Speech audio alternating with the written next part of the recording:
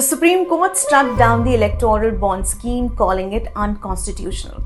A five-judge bench of Chief Justice of India, Chandrachud, and Justices Sanjeev Khanna, Gavai, Pardiwala and Manoj Misra gave a unanimous verdict on the legality of Electoral Bonds Scheme on February 15. The petitions were filed by CPIM and NGOs Common Cause and ADR. But before we dive into the three key takeaways, let's first quickly learn what the Electoral Bond Scheme is.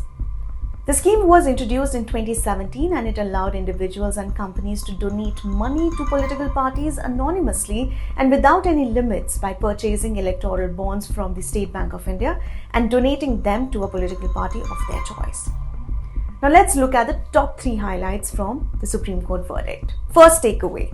The Chief Justice of India, Chandrachud, said that the scheme violates the right to information under Article 19(1)(a), which guarantees the freedom of speech and expression.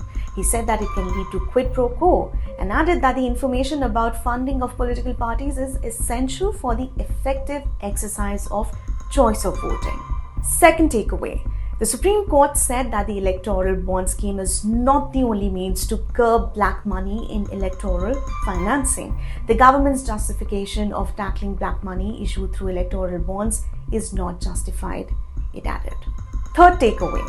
The Supreme Court directed that issuing banks should stop issuing electoral bonds. It said that the State Bank of India shall submit details of political parties that have received the bonds and details of the electoral bonds purchased since the interim order dated April 12, 2019 till date to the Election Commission of India by March 6, 2024. The court also asked ECI to publish the information on its official website within 1 week of receiving the information, that is by March 13, 2024.